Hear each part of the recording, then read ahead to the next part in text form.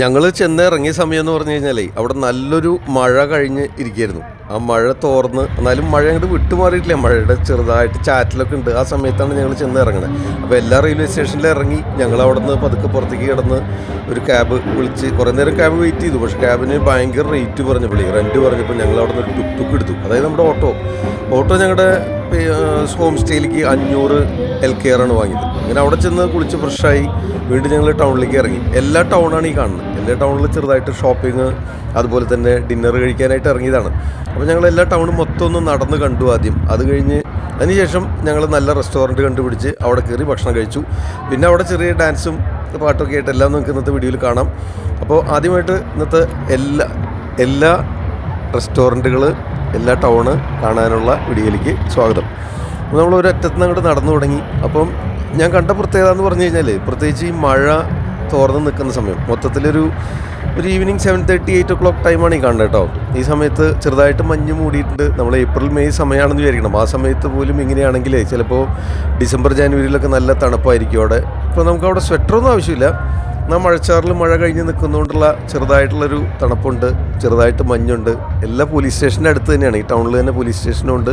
പിന്നെ ഈ രണ്ട് സൈഡിലും, റോഡിൻ്റെ രണ്ട് സൈഡിലും കാണുന്ന അവിടുത്തെ നൈറ്റ് ക്ലബ്ബുകൾ, പബ്ബുകൾ, ബാറുകൾ, റെസ്റ്റോറൻറ്റുകൾ അങ്ങനെ നിറഞ്ഞു കിടക്കുകയാണ്. അധികം ദൂരമൊന്നുമില്ല, മാക്സിമം ഒരു 1 കിലോമീറ്റർ നീളം ഉണ്ടാവും. അപ്പോൾ അതിനിടയ്ക്ക് നല്ല നല്ല പേര് കേട്ട പഴയ റെസ്റ്റോറൻറ്റുകളുണ്ട്. അവിടേക്ക് ഇങ്ങനെ ആൾക്കാർ, ജനം രാത്രി കാലങ്ങളിൽ ഭക്ഷണം കഴിക്കാനായിട്ട് ഇങ്ങനെ വന്നുകൊണ്ടിരിക്കുന്നു. അതുപോലെ ഡ്രിങ്ക്സ് ഉണ്ട്, മിക്കവാറും ബിയർ പാർലറുകൾ, പബ്ബുകളുണ്ട്. അതുപോലെ ചെറിയ ചെറിയ ഷോപ്പുകളുണ്ട്, സാധനങ്ങളൊക്കെ വാങ്ങിക്കാനായിട്ട്. അങ്ങനെ നല്ലൊരു ടൗൺ. പിന്നെ അവിടെ വൈറ്റ് ലൈറ്റ് കണ്ടില്ല, എല്ലാ കടകളിലും ഈ വാം ലാമ്പാണ് കണ്ടത്. അത് തന്നെ നല്ലൊരു മനോഹരമായിട്ടുണ്ട് കാണാനായിട്ട്. രാത്രി കാലങ്ങളിൽ ആ വാം ലൈറ്റും അതിന് ആ ഒരു വ്യൂ നല്ല രസമായിരുന്നു. ഓക്കെ, അപ്പോൾ എല്ലാവരും ടൂറിസ്റ്റ് തന്നെയാണ് എല്ലാ കടകളിലും. ഇപ്പം നമ്മൾ അവിടെ ചെല്ലുമ്പോൾ നടക്കുന്നതിനിടയ്ക്ക് നമ്മുടെ ഒപ്പം ട്രെയിനിലുണ്ടായിരുന്ന പലരെയും കണ്ടുമുട്ടി. അപ്പോൾ അങ്ങനെ പല റെസ്റ്റോറൻറ്റുകളും തിരഞ്ഞതിൽ ഞങ്ങൾക്ക് ഈ റൊട്ടി ഹട്ടാണ് ഭയങ്കര ഇഷ്ടമായി. അവിടുത്തെ റേറ്റും അതുപോലെ ഫുഡും അവിടുത്തെ ആംബിയൻസും എല്ലാം ഇഷ്ടമായി. അവിടെ നിന്ന് കഴിക്കാൻ തീരുമാനിച്ചു. എന്നിട്ട് ഞങ്ങൾ വീണ്ടും നടന്ന് എല്ലാ റെസ്റ്റോറൻറ്റ്സും നോക്കി. അപ്പോൾ അവിടുത്തെ പ്രധാന ഭക്ഷണം എന്ന് പറഞ്ഞു കഴിഞ്ഞാൽ എല്ലായിടത്തും ഈ കറി ആൻഡ് റൈസാണ്. അത് വെജുണ്ട്, നോൺ വെജുണ്ട്. ഞങ്ങൾ ഓർഡർ ചെയ്തത് നാസി ഗോരിങ് ആണ്. നാസി ഗോരിങ് ഇന്തോനേഷ്യൻ ഫുഡാണ്. അതിൽ ഓംലെറ്റ് ഉണ്ട്, അതുപോലെ റൈസുണ്ട്, പിന്നെ അവരുടെ സോസുകളൊക്കെ ചേർത്ത് തയ്യാറാക്കുന്ന നാസി ഗോരിങ് കഴിച്ചു. റൊട്ടി ഹട്ട് എന്നാണ് കഴിച്ചത്. നല്ല ഫുഡായിരുന്നു, റേറ്റും ഓക്കെയാണ്.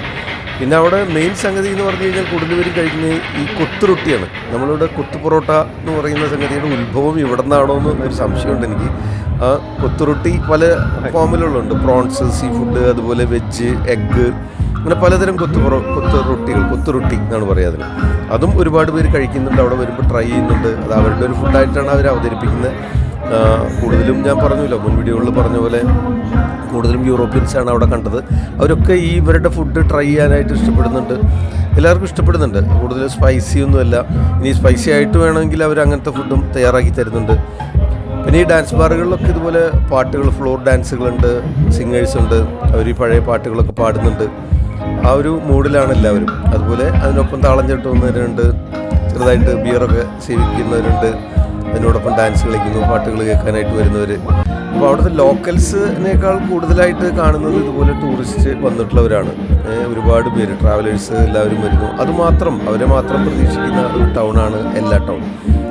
തീർച്ചയായിട്ടും ഒരു 2 night സ്റ്റേക്ക് അടിപൊളി ടൗണാണ്. ഞാൻ പറയുകയാണെങ്കിൽ അവിടുത്തെ കാലാവസ്ഥ, ആ ഹിൽ സ്റ്റേഷൻ, ആ മലകളും കുന്നും ചെരുവുകളും, അതുപോലെ അവിടുത്തെ തണുപ്പും, ആ രാത്രി അവിടെ എൻജോയ് ചെയ്യാനായിട്ട് തീർച്ചയായിട്ടും നല്ലതാണ്. നിങ്ങൾ പോകുന്നുണ്ടെങ്കിൽ തീർച്ചയായിട്ടും ഈ എല്ലാ പരിഗണിക്കും നന്നായിരിക്കും. ഇനി എല്ലാവരും എത്തിയില്ലെങ്കിൽ തന്നെ ഇതിന് മുൻപ് ന്യൂറാലിയ എന്ന് പറയുന്നൊരു ടൗൺ ഉണ്ട്. അവിടെയും ഇതുപോലത്തെ സെയിം സിറ്റുവേഷനാണ്. അവിടെയും നമുക്ക് സ്റ്റേ ചെയ്യാവുന്നതാണ്. നിങ്ങൾ ഈ ക്യാൻറ്റീന്ന് എല്ലാ ട്രെയിൻ എടുക്കുമ്പോൾ അതിനു മുമ്പ് നാനുവോയ എന്ന് പറയുന്നൊരു സ്റ്റേഷനുണ്ട്. അവിടെ ഇറങ്ങിക്കഴിഞ്ഞാൽ ഈ ന്യൂറാലിയയ്ക്ക് ടാക്സി വിളിച്ച് പോകാനായിട്ട് സാധിക്കും. നാനുവോയ റെയിൽവേ സ്റ്റേഷനിൽ നിന്ന് ന്യൂറാലിയയ്ക്ക് ഒരു 7 കിലോമീറ്റർ ദൂരമേ ഉള്ളൂ. അവിടെ പോയി സ്റ്റേ ചെയ്യാവുന്നതാണ്. ഇനി അതല്ലെങ്കിൽ നിങ്ങൾക്ക് എല്ലാവരും വരാമെങ്കിൽ എല്ലാവരും സ്റ്റേ ചെയ്യാം. എല്ലാവരും ഇതുപോലെ നൈറ്റ് ക്ലബ്ബും ബാറുകളും പബ്ബുകളൊക്കെ ഉണ്ട്. ന്യൂറേലിയ വീഴ്ച എല്ലാം കുറേയും കൂടെ സൈലൻ്റാണ്, കാമാണ്. ന്യൂറേലിയ എല്ലാവർക്കും അറിയാവുന്ന വളരെ പോപ്പുലർ സ്പോട്ട് ആയതുകൊണ്ട് അവിടെ ഭയങ്കര ബിസിയാണ്, തിരക്കാണ്. കോസ്റ്റൊക്കെ കൂടുതലാണ്, കോസ്റ്റ് ഓഫ് ലിവിങ് കൂടുതലാണ്, ഫുഡിനുള്ള ചാർജുകളൊക്കെ കൂടുതലാണ്. ഇവിടെ ആകുമ്പം എന്തെങ്കിലും അത്ര റേറ്റ് വരുന്നില്ല. അതിനേക്കാൾ അല്പം കൂടെ ഉയരം കൂടിയ മേഖലയാണ്. അതുകൊണ്ട് തണുപ്പ് അല്പം കൂടുതലായിരിക്കും. ഏപ്രിൽ മെയ്യിലാണെങ്കിൽ പോലും അവിടെ ചെറുതായിട്ട് തണുപ്പൊക്കെ ഉണ്ടായിരുന്നു.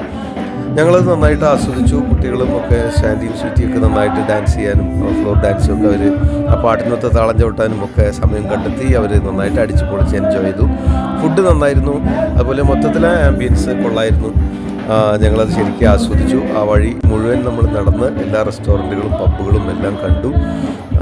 ആ സിറ്റുവേഷൻ വളരെയധികം ആസ്വാദികരമാണ്. നിങ്ങൾ പോവുകയാണെങ്കിൽ തീർച്ചയായിട്ടും അവിടെ ഒരു 2 നൈറ്റ് സ്റ്റേ ചെയ്താലും തിരക്കിടില്ല. അല്ലെങ്കിൽ 2 നൈറ്റ് സ്റ്റേ എടുത്താൽ പോലും പകൽ സമയത്ത് നുരാലിയ വരെ നുവാറ ഏലിയ അവിടേക്ക് ടാക്സിയിൽ പോയിട്ട് തിരിച്ചു വരാം. അങ്ങനെ ആയാലും കുഴപ്പമില്ല. എന്നിട്ട് എല്ലാവരും തിരിച്ചു മടങ്ങാവുന്നതാണ്. അപ്പോൾ ഫുഡ് നിങ്ങൾ പ്രത്യേകം മനസ്സിൽ വയ്ക്കുന്നത് കൊത്തുറൊട്ടി ഉണ്ട് അവിടെ, അതുപോലെ നാസി ഗോരങ് ഉണ്ട്, കറി ആൻഡ് റൈസ് ഉണ്ട്. ഇതിൻ്റെ പലതരത്തിലുള്ള വേർഷൻസ്, അത് എഗ്ഗ് കൊണ്ട്, പ്രോൺസ് കൊണ്ട്, സീ ഫുഡ് കൊണ്ട്, അതുപോലെ പല ചിക്കനുണ്ട്, വെജുണ്ട്. ആ രീതിയിൽ മെയിൻലി ഈ കറി റൈസ്, നാസി ഗോരങ്, അതുപോലെ കൊത്തുറൊട്ടി, ഇതിലേതാണ് നിങ്ങൾക്ക് ഇഷ്ടപ്പെട്ടതെന്ന് വെച്ചാൽ താഴെ കമൻറ്റ് ചെയ്യുക. എല്ലാവർക്കും ഷെയർ ചെയ്ത് കൊടുക്കുക.